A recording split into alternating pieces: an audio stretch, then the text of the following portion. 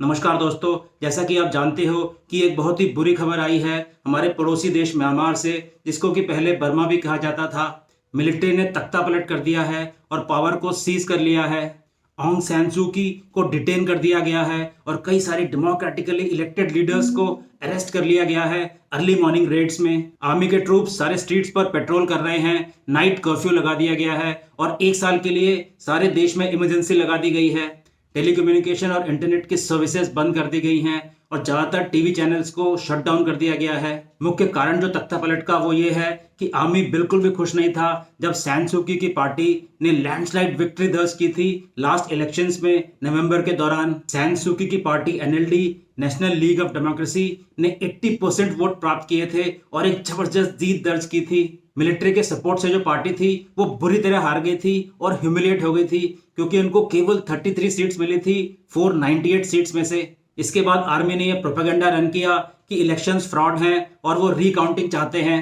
इस मिलिट्री के तख्ता पलट के बाद म्यांमार फिर से डिक्टेटरशिप में चला गया केवल 9 साल की डेमोक्रेसी के बाद। अगर आपको याद हो तो म्यांमार 2011 तक तो डिक्टेटरशिप में ही था, करीब 29 साल तक, 1962 से लेकर 2011 तक। 2011 में बहुत ही मुश्किल से ऑंग सैन सू की ने मिलिट्री रूल से म्यांमार को आजाद कराया था। वो करीब 15 साल तक डिटेंशन में रही हैं और 1991 में उनको नोबेल प्राइज भी मिला था डेमोक्रेसी के लिए। यांगोन जो कि पहले रंगून होता था, वहां पर पूरे शहर में लोग बहुत डरे हुए हैं। उनको लग रहा है कि जो लोकतंत्र उन्हें 29 साल तक फाइट करके मिला था वो उनके हाथ से चला गया।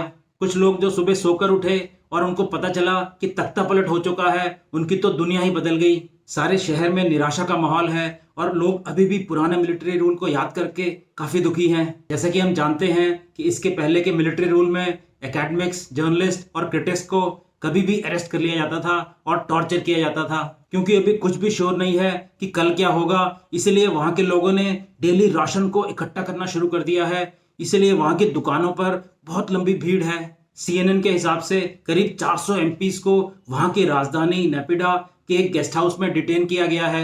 जापान के सुजुकी कॉर्प ने यह अनाउंस किया है कि अपने एम्प्लॉयज की सेफ्टी को देखते हुए उन्होंने म्यांमार में प्रोडक्शन बंद कर दिया है।